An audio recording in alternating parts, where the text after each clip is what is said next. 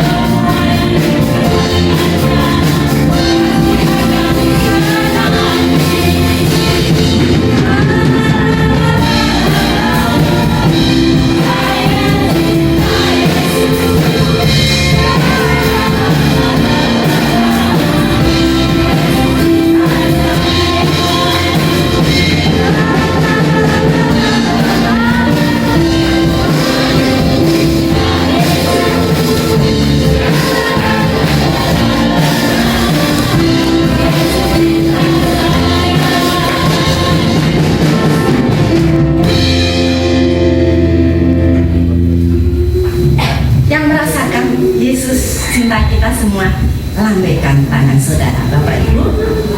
Puji nama Tuhan. Cinta Yesus kepada kita semua. Tetapi kita cinta Yesus enggak? Amin. Amin. Katakan pada Tuhan. Cinta.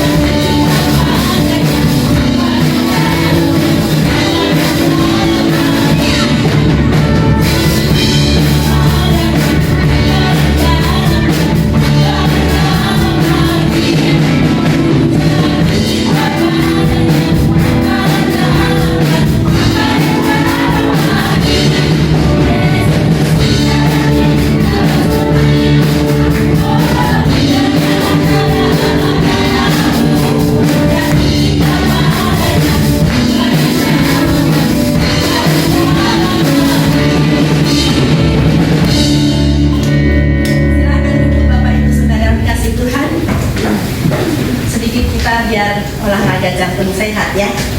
Kompak terus demi kemuliaan nama Tuhan. Haleluya.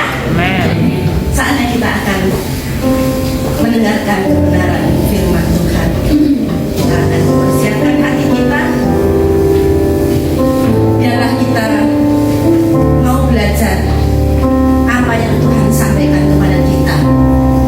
Semua itu untuk membentuk kita supaya kita semakin layak di hadapan Tuhan. Mari kita belajar seperti wanita-wanita yang mengurapinya dan menangis di bawah kaki Tuhan.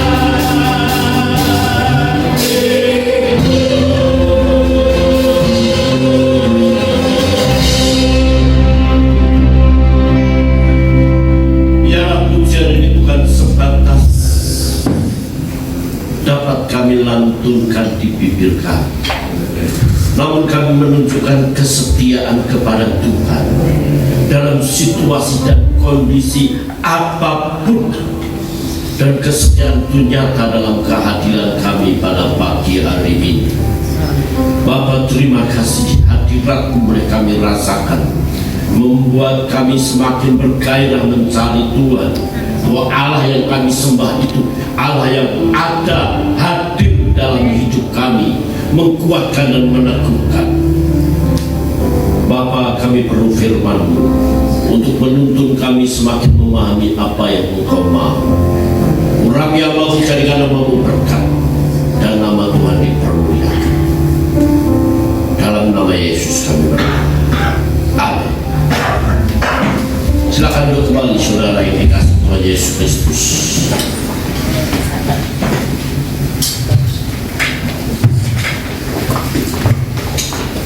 Haleluya. Shalom. Tuhan memberkati kita saudara yang dikasihi Tuhan Yesus Kristus. Hari ini kita akan belajar tentang keluarga Kristen dan keuangan. Seperti yang sudah kita pelajari minggu-minggu yang lalu, bahwa keluarga Kristen itu dibentuk oleh Tuhan sendiri. Saudara-saudara yang dikasihi Tuhan Yesus Kristus, yang dimaksud keluarga Kristen adalah keluarga yang jelas diberkati Tuhan. Keluarga dan keuangan, hal ini sangat penting karena memang uang bukan segalanya, ya, uang bukan, tetapi segalanya kalau ditambah uang akan susah. Uang bukan segalanya, tetapi segalanya perlu uang. Uang memang tidak dibawa mati, tetapi orang mati pasti perlu uang. Ya, uang mati perlu uang. Uang bukan raja, oke? Tetapi raja tanpa uang bukan seorang raja, saudara-saudara. Nah, saudara yang dikasihi Tuhan Yesus Kristus, hari ini kita belajar tentang uang. Belum masuk belum? Ya, oke. Apa yang dimaksud keluarga Kristen? Keluarga Kristen di sini didefinisikan keluarga yang diberkati Tuhan dan keluarga yang sudah tercatat dalam catatan sipil. Dalam Kejadian 5 ayat yang pertama dan kedua, inilah daftar keturunan Adam. Pada waktu manusia itu diciptakan oleh Allah, dibuatnya dia menurut rupa Allah, laki-laki dan perempuan diciptakannya mereka, ia memberkati. Di situ ada kalimat memberkati mereka dan memberikan nama manusia kepada mereka pada waktu mereka diciptakan. Pada waktu diciptakan, saudara-saudara yang dikasihi Tuhan Yesus Kristus, keluarga Kristen adalah keluarga yang diberkati. Itu intinya, keluarga yang direstui, keluarga yang di-oke, keluarga yang di-yes Tuhan. Ya, kalau tahun-tahun yang lalu catatan sipil terlebih dahulu, baru pemberkatan. Tetapi orang-orang masuk catatan sipil tanpa pemberkatan di mata Tuhan itu dalam perzinahan, kumpul kebo orang bilang. Tetapi ironisnya banyak orang yang sudah diberkati tidak ada dalam catatan sipil. Sehingga tahun-tahun 90 saya memberkati, tahun 2000 sekian datang minta legalisir karena anaknya sudah ada 8 tidak punya akte, minta legalisir supaya dicatatkan. Makanya saudara perlu tahu, gereja di sini mengharuskan harus langsung ke catatan sipil, ya, harus ke catatan sipil. Itu aturan gereja ini, sehingga harus menentukan tarif tertentu, ya, tarif untuk salah satunya di catatan sipil. Saudara mungkin akan berkata, loh kok begitu ya Pak ya? Loh saudara, saya kadang-kadang juga heran ya, ada hamba-hamba Tuhan yang mau memberkati tanpa dia itu hanya memberkati dengan tarif bisa 7 sampai 10 juta.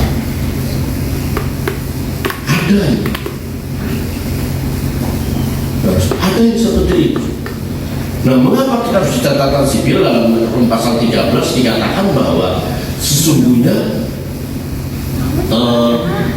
kita harus taat kepada pemerintah, dan nanti tidak akan menghadapi kesulitan. Ada kasus-kasus tertentu seorang suami hanya diberkati di gereja, terus suami itu diam-diam mencari istri, ya, dia menikah lagi diam-diam. Istri yang kedua itu menuntut kecatatan sipil.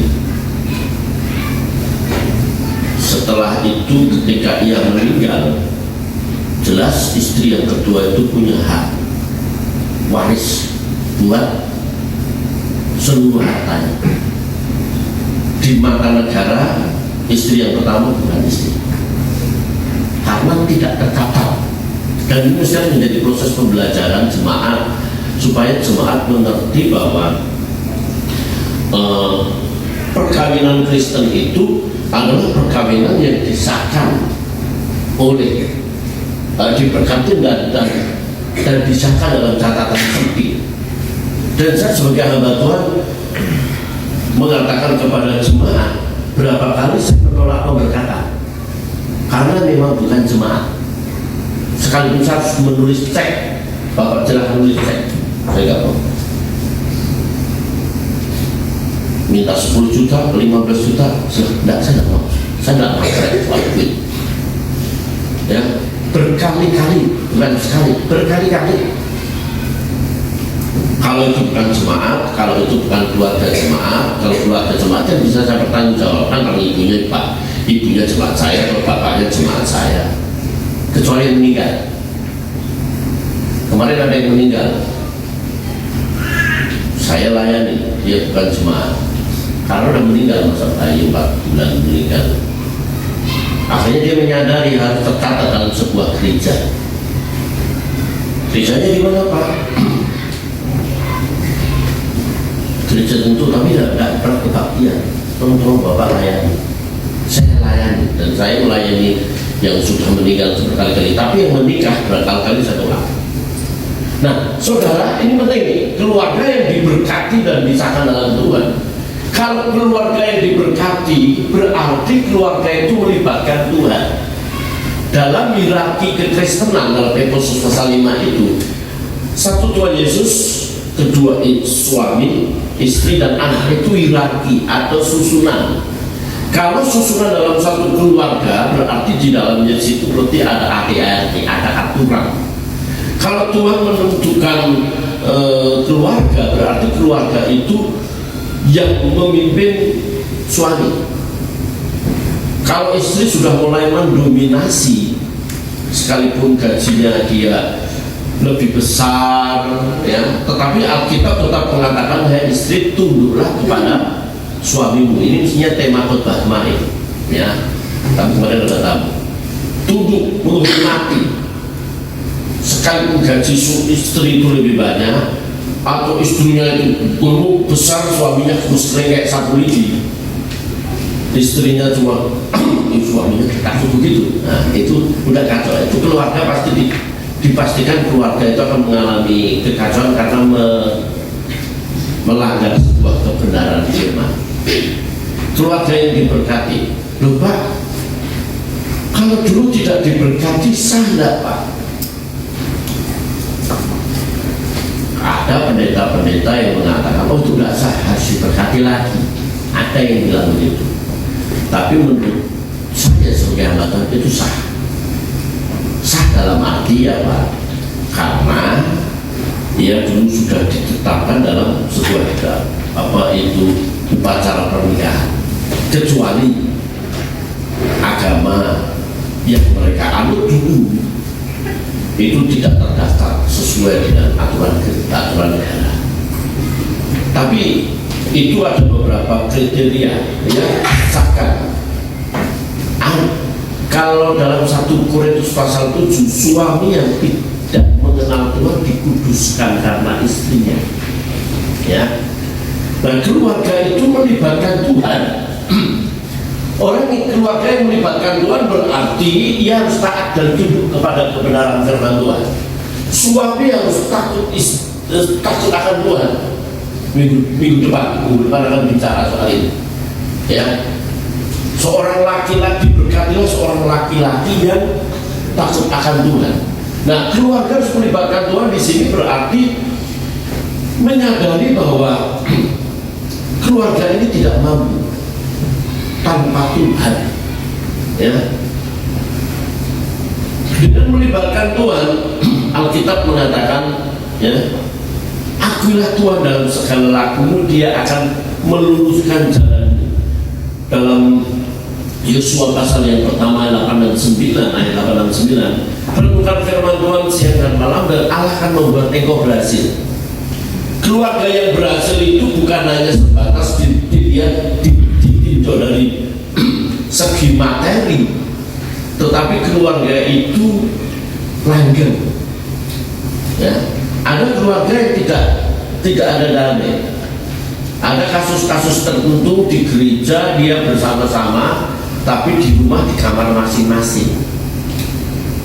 Dan itu keluarga yang tidak harmonis, keluarga yang munafik, yang hanya di depan orang kelihatan mesra, tetapi di rumah, bahkan yang satu di rumah A, satu di rumah B, tapi di mata jemaat, di mata hamba Tuhan, kelihatannya dia serasi. Ingat ya, saya katakan itu, suatu kali kita akan berdiri di hadapan Tuhan, mempertanggungjawabkan, termasuk mempertanggungjawabkan kehidupan keluarga. Sebab keluarga itu sudah dibentuk Tuhan, melibatkan Tuhan berarti taat. Nah, kalau keluarga Tuhan berarti saudara menyadari bahwa berkat yang diterima berasal dari Tuhan. Nah, itu penting. Mengapa kita menyadari berkat yang datang dari Tuhan? Karena yang pertama, kalau kita sehat, itu adalah sudah berkat Tuhan, kesehatan. Dan melalui kesehatan itu kita boleh beraktivitas, kita boleh bekerja, kita boleh menghasilkan uang. Dengan kita sehat berarti kita itu dapat beribadah dan melayani. Saya sendiri agak serang, ya, apalagi nadanya terlalu rendah, terus ini makanya tidak rendah. Ya, saudara, dengan sehat itu kita melayani Tuhan, yang pertama. Yang kedua, keluarga Kristen harus menyadari kalau dia mampu, dia bisa bekerja, dia punya kompetensi, kemampuan, itu Allah yang memberikan. Ya, Allah yang memberikan hikmah. Hikmah itu kan hikmah. Hikmah itu bukan hanya sebatas kebijaksanaan. Hikmah itu juga termasuk di dalamnya keterampilan, kepandaian, kompetensi. Itu Allah yang memberikan. Dan kalau kita tidak menyadari itu, saudara, benarkah kita melibatkan Tuhan? Memang kalau dilihat secara rasio itu hasil pekerjaan saya, itu hasil sekolah saya, Pak. You bisa demikian karena Tuhan. Ulangan 8 ayat 18. Allah yang memberikan kekuatan kepadamu untuk mencari rezeki. Kita harus sadar itu. Kalau Tuhan tidak memberikan kesempatan kepada kita, kekuatan kita enggak.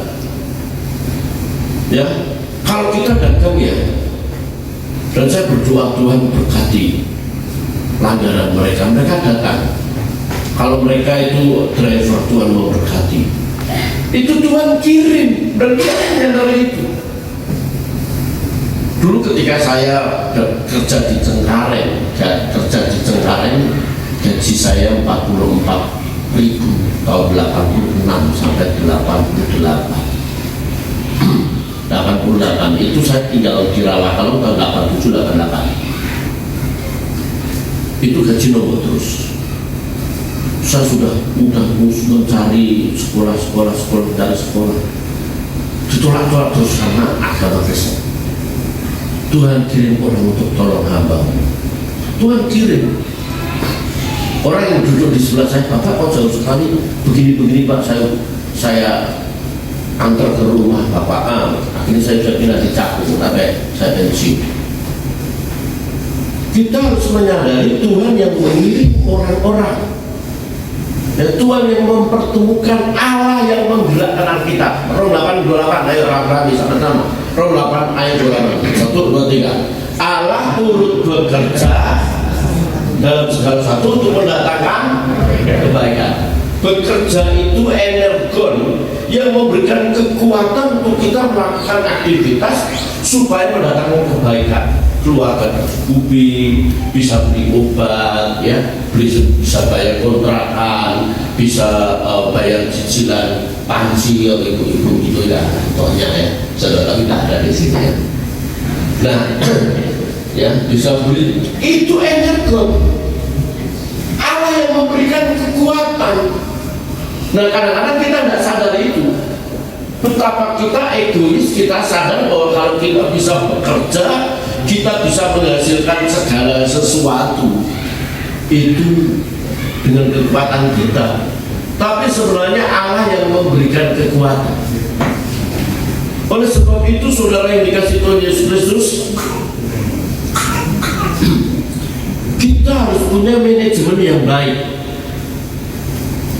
ya, bertanggung jawab atas berkat yang Tuhan berikan. Kita tidak boleh ngawur.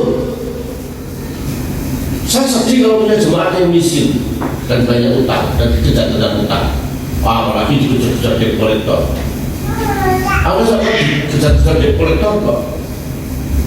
Yang utang bukan saya, yang utang jemaat. Nongkrong di depan rumah, nggak ada hubungannya Pak. Pernah begitu.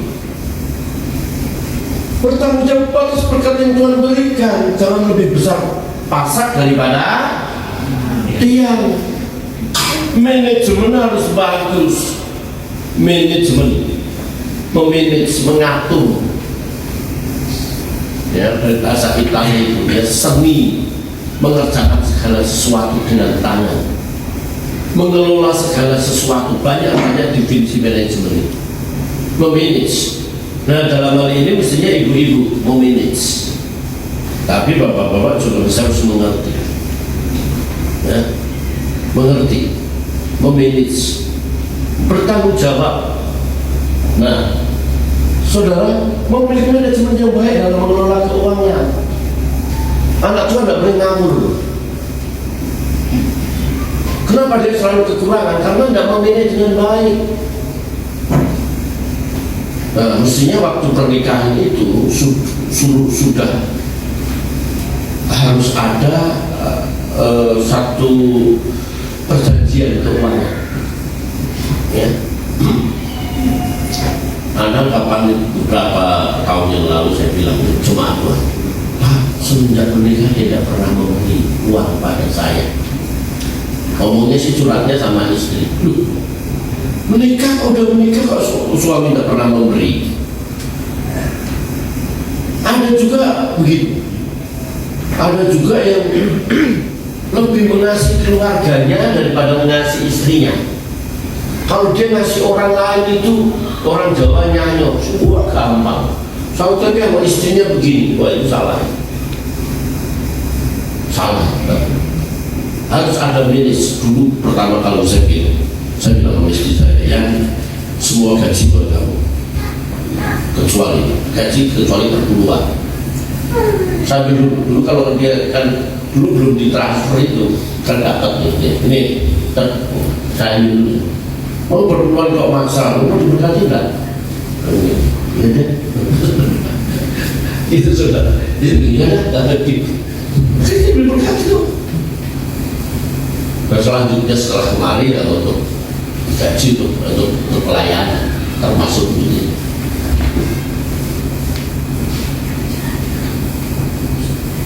Harus ada, ya. Tapi kalau ada berkat lain, saya kalau dapat berkat misalnya Pak Robinsius nyebut, baik Pak Pendeta, saya transfer banyak cuma 500 juta untuk beli es gitu, ini gitu. Kalau saya dapat mendadak gitu, Kamu sekian persen, saya sekian persen. Gitu. Pak, saya gini Bapak nih 100.000 ya nggak apa-apa, puji Tuhan. Kamu sekian, kamu sekian. Ada, saya dulu punya teman saudara, itu istri suka rahasia dompet suami. Kalau suaminya baru tidur dibuka gitu, dilihat. Kalau duitnya banyak diambil, cukup dikasih 100.000, 200.000. Ini istrinya nggak boleh begitu. Nah, nanti kalau suami saya istrinya banyak makanya jelalatan. Coba. Tapi ada orang yang bisa kenal begitu. Suami kalau banyak duit nggak pernah ke rumah, nggak pernah pulang. Makanya jelalatan kemana-mana. Tapi kalau punya duit nggak kamu ada di rumah. Tapi nggak ada. Ada gitu. Suami dicatat kayak anak-anak ini untuk transport 100.000 dia baru dicatat. Semua dikelola sama istri, ya nggak salah. Tapi lihat kalau nanti banyak kompres atau ada apa, ini pengelolaan harus benar dikelola. Ya, dikelola dulu di kantor tuh saya nggak mengerti ya. Kamu dapat bonus, dapat apa ya, KCM itu tahun 87 KCM itu kelebihan jam mengajar itu cuma 9.000 apa tuh. Wah ini dapat uang suami, maksudnya ya sih nggak tahu. Ini juga jujur juga kalau dikasih lah. Kita harus punya manajemen yang bagus, memiliki manajemen. Ya kita baca sama-sama. Kelihatannya 1, 2, 3 memiliki manajemen yang baik dalam mengelola keuangan. Jangan orang apa ngeluhnya nggak punya duit terus. Karena apa? Takut diminta. Kalau ditanya gimana nggak punya duit, istri ditanya, "Mah, duit masih belum?" "Ya ada duit, pakai cepet duit ya." Di rumah benar nggak ada loh. Walaupun dia sebenarnya dia punya duit. Saya open sama itu, ya, ATM nomornya sekian. ATM dia juga saya tahu, nggak ada yang rahasia. Kata telanjang dalam Alkitab, suami istri telanjang, tetapi dia tidak merasa malu. Kata telanjang itu tidak ada penghalang. Kalau anak kecil lagi telanjang, kita apa? Kita biarkan dia nggak malu. Karena merasa nggak ada penghalang. Tapi kalau orang besar begitu, dia malu karena apa? Ada penghalang. Nah, antara suami dan istri harus tidak ada penghalang, artinya jujur. Amin. Amin. Maksud saya, suami harus jujur, istri pun juga harus jujur. Ya. Jadi kalau istri kritik panci, bilang dong, "Pak, saya kredit panci." Enggak banyak, cuma 1 panci 5 juta. Bilang, jangan bilang nanti tukang kredit datang, "Apa panci itu?" Ya, harus bilang. Ada istri diam-diam menggadai surat tanah rumah, rentenir lagi. Akhirnya istrinya meninggal. Ketika istrinya meninggal, itu rentenir datang bawa surat itu. Suaminya kaget, suaminya mati. Mana anaknya, ada yang ABK lagi. Nah, anak berkebutuhan khusus. Jadi kan kasihan, akhirnya terlantarnya. Kenapa? Karena suami istri nggak jujur.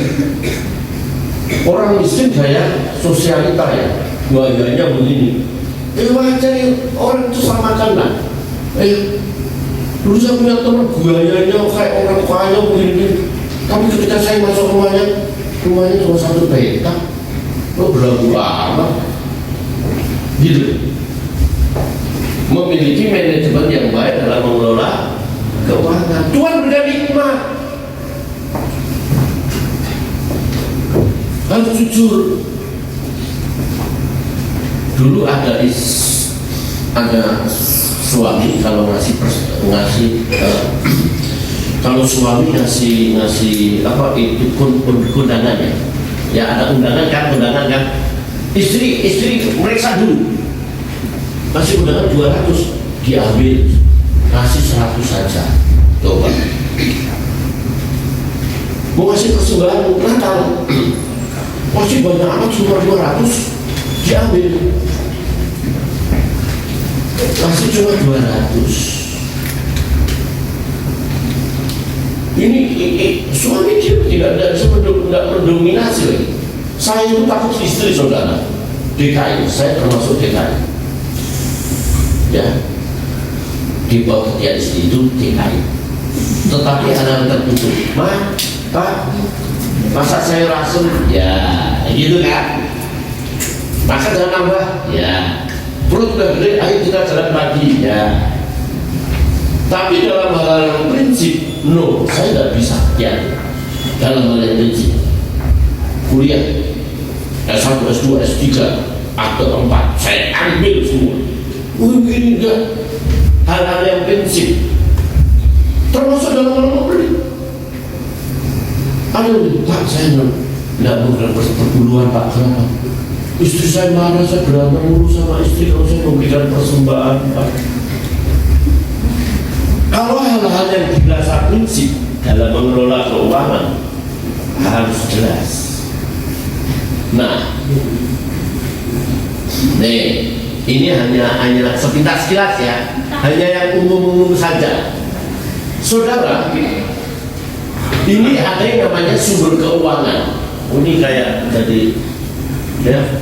Nah, sumber keuangan itu dari pekerjaan atau usaha, ya. Entah dia pegawai negeri, entah dia guru, entah dia tukang mie ayam, bakso, ya. Semakin sumbernya ini banyak, semakin pekerjaan ini banyak, sumbernya semakin keuangan juga banyak. Ya. Nah, sumber inilah yang membuat kita diberkati Tuhan pekerjaan ini. Dan ini saya belajar pekerjaan ini. Pekerjaan harus jelas. Jangan hasil menipu sana menipu sini. Ada orang seperti ini, ya, pinjam sono pinjam sini, tutup sono tutup sini sebagai sumber keuangan. Saya terima WA, Pak, pinjam dong Pak 1,5 juta, saya kasih pinjam. Belum kelar Pak, saya pinjam 1 juta, saya kasih. Pak, pinjam 500 kok turun ya? Karena dia pernah berbuat baik pada saya, ya.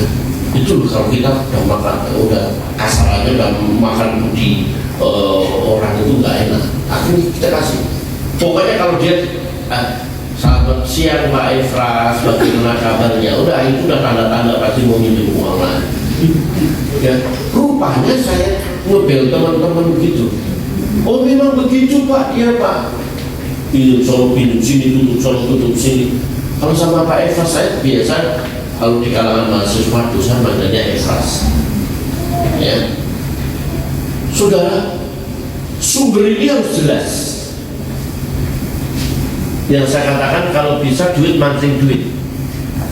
Saya begitu, usaha lele juga pernah. Ya, ngantar makanan istri online, sambal ini bawa, saya bawa. Saya berusaha supaya saya tidak menjadi beban orang lain atau keluarga atau jemaat. Pak, kirim tahu, saya kirim. Ini loh, untuk sumber ini harus jelas ini, jangan nggak jelas. Nah, kalau sudah ada sumber di sini, saudara yang dikasih Tuhan, Tuhan berikan hikmat. Satu, daily needs, kebutuhan sehari-hari harus disisihkan. Kemudian pendidikan penting untuk anak-anak. Jangan sampai anak itu sekolah kalau bisa itu ya minimalnya S1 lah. Kalau seandainya tidak mampu SMA, dia bekerja dulu. Kalau bisa kuliah. Ya sekarang aja S1 banyak yang nganggur. kuliah, pendidikan. Kalau perlu saudara sendiri juga kuliah. Kalau kuliah itu mendukung pekerjaan. Saya ngambil S2 karena mendukung pekerjaan. Ya, pendidikan itu penting. Tapi kalau tidak mendukung pekerjaan, kan mubazir. Tetapi kalau ilmu tidak mungkin mubazir, saudara. Pendidikan. Jadi anak-anak yang sekolah, yuk mesti lihat 10 tahun yang akan datang, bapak saya masih hidup enggak ya? 20 tahun yang akan datang, bapak saya masih hidup enggak? Orang tua saya masih hidup enggak ya? Saya jadi apa ya? Mesti harus ingat, harus bilang begitu. Dan ini penting nih, listrik, kredit rumah, dan lain-lain. Ini mesti harus dipastikan. Jangan dulu saya punya teman, nanti Tuhan yang bayar, Tuhan nenek moyangmu. Akhirnya rumahnya disita dan dijual. Ada juga nanti Tuhan berkati, akhirnya lampunya dicabut. Akhirnya kita yang bayar, karena tinggal di rumah kita. Ya. Ini harus diatur, nggak boleh rigid juga begitu. Anak tua nggak boleh ngawur. Oh, tanggal sekian harus bayar ini, tanggal sekian harus bayar ini. Makanya kalau gaji 5 juta nggak usah sibuk, usah mau nyicil mobil, nyicil motor aja udah bersyukur. Ya, jangan punya gaya orang kaya tapi miskin. Justru banyak orang miskin gayanya kayak orang, tetapi orang kaya gayanya kayak orang. Nah, biasa saudara, dia jalan pakai celana pendek, duitnya banyak. Makanya saya jadi guru, kadang-kadang saya juga heran. Yang KJP itu justru banyak orang yang kaya. Yang dulu, sekarang kan selektif sekali. Ya, banyak gitu. Pokoknya datang ke rumah Pak, datang ke rumah, ada minum, dan nanti ada transfer ke bensin. Oh enggak, kan dicek TV-nya, dicek. Motor 2 aja udah dapat KJP loh.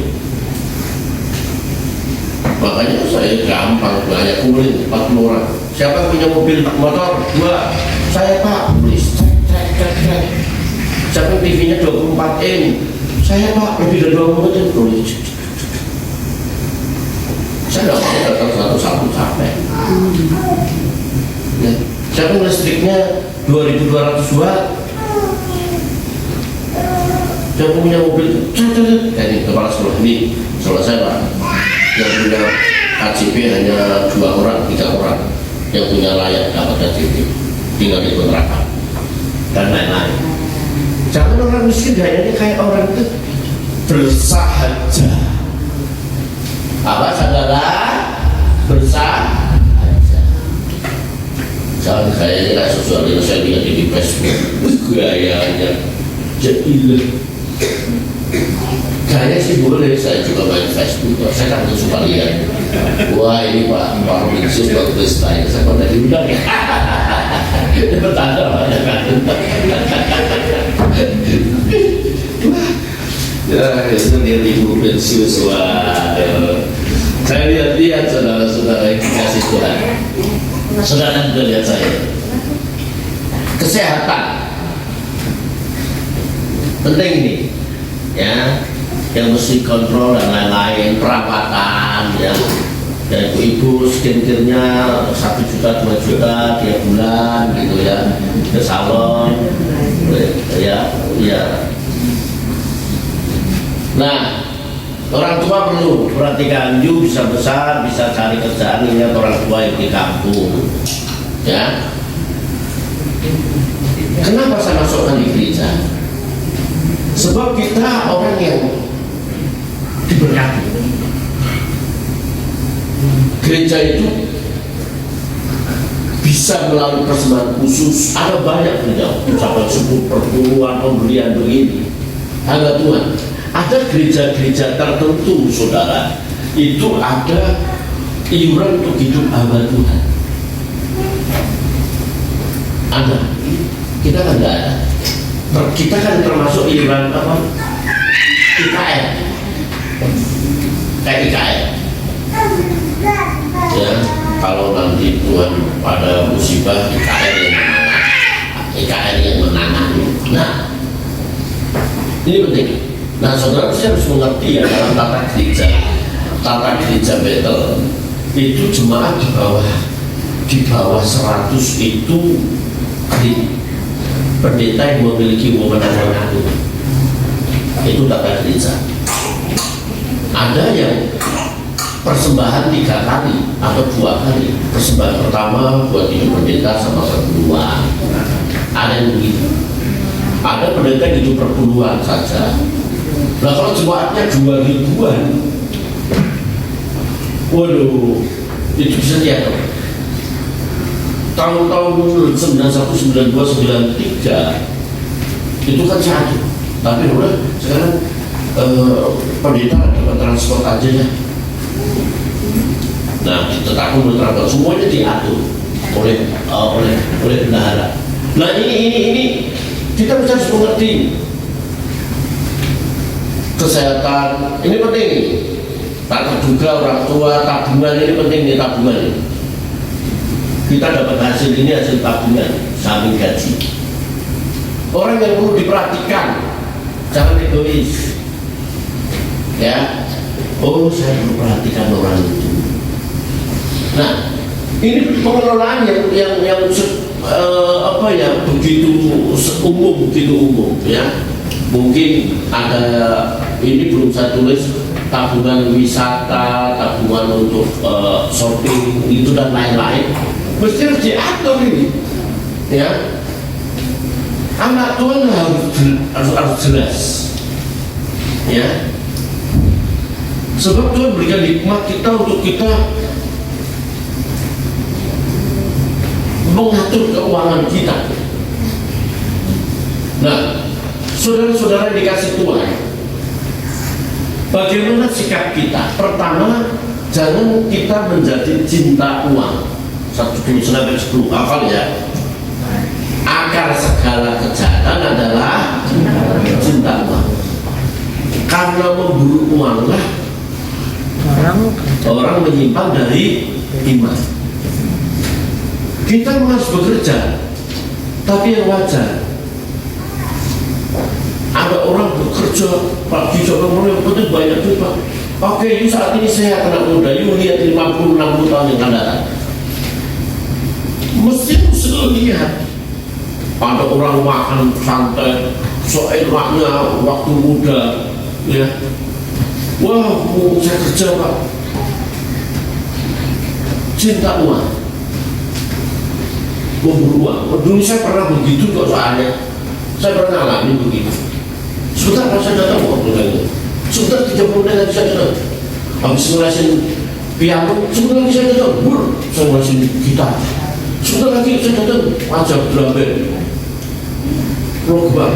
Pak, sebentar Pak, ngajar SMP 2. Sebentar saya ngajar di TK sehari, pulang dalam mesuli. Coba. Sampai begitu saya pernah winning. Karena mengatur. Ya, jangan cinta uang, yang wajar saja. Ya, susah payah tidak menambah berkat itu ada dalam Tuhan, tetapi susah payah manusia tidak menambah. Kalau saudara belum diberkati Tuhan dan dibuatnya kaya, kita tidak mungkin kaya walaupun kita itu kerja mati-mati. Berkat Tuhanlah yang menjadikan kaya. Susah payah tidak menambahinya. 1-10. Kemudian belajar mencukupkan diri dengan apa yang Tuhan berikan. Ibrani 13:5-6. Cukupkanlah dirimu dengan apa yang ada padamu. Sekali-kali aku tidak mau meninggalkan engkau, dan sekali-kali aku tidak membiarkan engkau. Mesti mengerti sumber, ya. Sumber kita itu berapa? Kalau sumber kita di bawah 10 juta, kita atur. Jangan 10 juta AC 5 di rumah. Bayar berapa itu AC 5? Orang bisa cerdas. Ya, pengadaan baru mikir, oh gaji saya sekian 5 juta. Anak jangan 10. 5 juta itu anak 1 ya, 2 cukup. Gitu loh. Jangan, wah nanti Tuhan atur, nanti Tuhan pelihara, Tuhan yang cukupin. Oh, nggak bisa begitu. Orang harus cerdas, belajar mencukupkan diri. Oh, ini punya Tuhan, ini punya orang tua, ini harian, ini untuk kredit. Mesti harus cerdas. Jangan gaji 5 juta pengennya neko-neko macem-macem. Ya, baju 5 juta, kalau belanja baju itu 1.500.000, 2 juta sekali pakai ya, setiap minggu ganti, ya, setiap minggu kalau ada parasau tahun pasti ganti. Sedangkan suaminya bajunya itu nggak ganti-ganti. Belajar mencukupkan diri. Bareng-bareng kita pada 1, 2, 3. Belajar mencukupkan diri dengan apa yang Tuhan berikan. Kasarannya nggak usah berlaku gaji dulu 5 juta ya biasa aja lah. Jangan tertentang. Wah, baru naik carry, baru udah begini. Yang carry aja begini. Iya tak? Berlaku apa? Belajar mencukupkan diri dengan apa yang ada pada kita, saudara. Orang berdati susah, ya. Mesti kita dalam hal ini kita bisa belajar sama orang Chinese. Orang Cina itu kalau sehari biasa mengeluarkan 1.000, 2.000 untuk makan, katakan aja 3. Sekalipun dia kaya sudah banyak, ya segitu keluarnya. Emangnya kayak kita baru dapat untung 5 juta, wah kita kembali. Kita baru untung 5 juta, ayo kita pergi ke Medan. Tapi enggak. Orang Chinese itu kita belajar di sana. Saya beruntung, saya bilang untuk punya istilah. Saya juga kadang-kadang juga bingung, ya, anak bisa kuliah semua, saya bisa S3, bisa ngatur dia, ya, makanya dia kan rasional, dia nanya gini, Pak Pendeta, beli gereja pakai duit bukan pakai iman, tahu? Begitu kan? Betul juga, betul nggak? Betul nggak saudara? Beli gereja pakai duit bukan pakai iman. Makanya dia nabung emas, enggak diam. Ya, coba. Nah suami saya jujur tadi ngomong, saya kalau di Villa Bekasi, kita beli rumah untuk kebaktian, kita kredit, bisa nggak gaji untuk sertifikasi itu kecil? Ya. Mau nggak 5 tahun nggak punya gaji? Mau. Dan saya udah ngomong, nanti saya jadi wakil kepala sekolah, tenang aja, gaji kita simpan untuk pensiunan 2017 saya yang jadi kepala sekolah, wakil kepala sekolah. Gaji nggak usah, gaji untuk beli ini 5 tahun. Apa yang di luar pikiran saya beda dengan pikiran Tuhan. Belajar apa saudara mencukupkan diri. Ini terakhir artinya. Mengikat persahabatan dengan Mammon, Lukas 16 ayat 1-13. Ada bendahara yang tidak jujur, Tuhan katakan bendahara yang tidak jujur itu akhirnya mau dipecat. Ketika mau dipecat nama tuannya, dia bilang, kamu tergantung berapa 100, tulis 80. Minyak berapa? 80, tulis 50. Bukan ketidakjujurannya yang dicontoh, tetapi hikmatnya untuk masa yang akan datang. Kalau dunia ini tidak bisa menerima kamu diterima di kemah abadi. Saudara, orang yang masuk dalam kerajaan surga, yang Tuhan katakan saat aku lapar kau kasih aku makan, saat aku haus kau kasih aku minum, itu bicara soal uang, bicara soal kebaikan, bicara soal memperhatikan.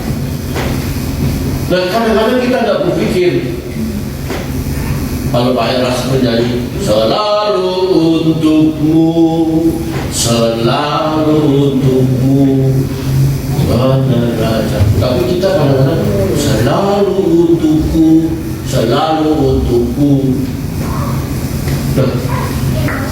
Nah kadang-kadang kita lupa begini, besar di rumah. Kita kadang-kadang aja berpikir yang penting saya kebaktian cukup. Kebaktian itu mempertumbuhkan iman kita. Oleh sebab itu melalui firman Tuhan saya mau mengajak jemaat. Mari kita di keluarga Kristen yang melibatkan Tuhan, dan kita sadar bahwa berkat yang kita miliki itu adalah berasal dari Tuhan, karena Tuhan memberikan kesehatan dan hikmat kepada kita. Kita harus bertanggung jawab atas semua berkat yang Tuhan berikan. Oleh sebab itu miliki manajemen pengaturan keuangan yang baik. Sumber keuangan kita dapatkan harus jelas, tidak menipu sana menipu sini, gali lubang tutup lubang. Tetapi dengan berkat yang Tuhan berikan tadi, kita tahu apa yang harus kita perhatikan. Jangan egois. Jangan egois. Saya kadang-kadang kalau sering ini, saya amplopin dulu, saya masukkan amplop untuk persembahan. Kalau untuk persembahan itu mau ngasih 5.000, keliru 100.000, kan hampir sama itu ya. Yang mau ngasih 2.000, keliru 50.000. Dibingung tuh, waduh, gimana ya? Apa saya minta lagi ya? Makanya perlu dibersihkan. Ya. Dulu saya bilang sama Pak Asiolan, Pak, persembahan gimana Pak? Mau 2 kali? Cukup sekali aja Pak, 2 kali sama aja Pak. 20 dibagi 2 kali. Kalau 1 amplop cuma 1 kali aja. Saya ingin kita mendewasa. Saya ingin saudara dewasa dalam mencintai Tuhan, dalam mengasihi Tuhan. Belajar kita tidak cinta uang, dan kemudian belajar mencukupkan diri, dan belajar dengan uang ini kita dapat memuliakan nama Tuhan. Amin. Mari kita bagi berdiri.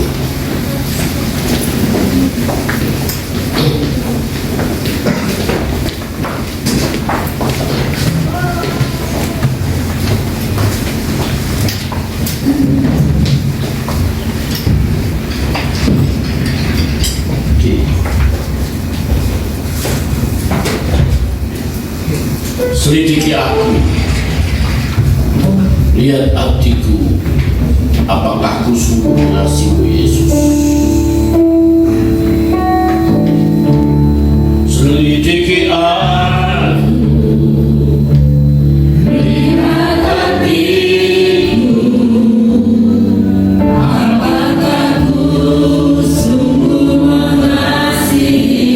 mengasihimu Yesus.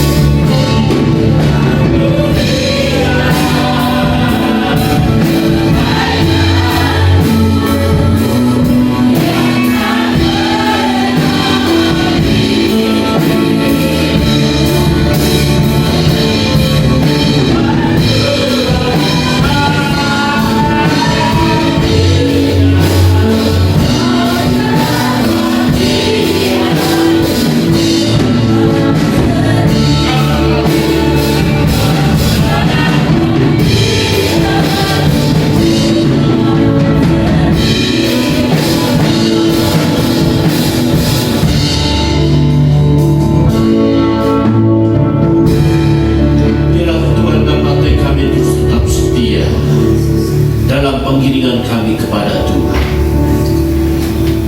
Tuhan ajar kami untuk memiliki manajemen yang baik dalam kami mengelola berkat yang Tuhan berikan. Sebab semuanya akan kami pertanggungjawabkan di akhir nanti Tuhan. Di kursi pengadilan Tuhan, kami harus mempertanggungjawabkan sejauh mana kami mengelola keuangan, mengelola berkat-berkat itu untuk kemuliaan nama Tuhan, ataukah untuk kemuliaan diri sendiri. Tuhan, terima kasih untuk kebenaran firman-Mu. Ajar kami sungguh-sungguh mengasihi Engkau melalui keuangan kami, melalui berkat yang Tuhan berikan, dan nama Tuhan dipermuliakan. Berkati seluruh jemaat Tuhan yang hadir, berkati mata pencarian umat-Mu. Jemaat Tuhan diberkati untuk menjadi berkat, dan jemaat Tuhan biarlah terus tetap dalam kesehatan, kekuatan daripada Engkau. Yang sakit Tuhan sembuhkan di dalam nama Yesus. Yang lemah Tuhan berikan kekuatan. Engkau lawat umat-Mu yang hadir saat ini, dan bagi juga jemaat yang tidak hadir, Tuhan menyertai dan menolong seluruh aktivitas mereka. Dalam pujian nama Tuhan yang baik, kami menyerahkan seluruh jemaat Tuhan. Tuhan memberkati anak-anak yang sedang kuliah dan sekolah, ajar mereka kuliah dan sekolah dengan baik. Masa depan ada dalam tangan mereka. Bapak, terima kasih. Berkati tenaga kiri kanan kami, keberadaan kami menjadi berkat bagi mereka. Berkati negeri ini dengan keamanan dan ketentraman. Melalui Presiden kami Bapak Insinyur Joko Widodo bersama wakil dan para menteri boleh menangani seluruh persoalan kesulitan negeri ini, sehingga kesejahteraan, keamanan, perekonomian yang membaik nyata di negeri ini, sebab semuanya berdampak dalam hidup kami. Kami boleh beribadah dengan tenang, dan kami terus tetap dapat memuliakan nama Tuhan. Satu anugerah Tuhan kalau kami ada di bumi Indonesia ini. Terpujilah nama Tuhan. Sebentar kami mau kembali. Tuhan sertai kami sampai di rumah dengan selamat.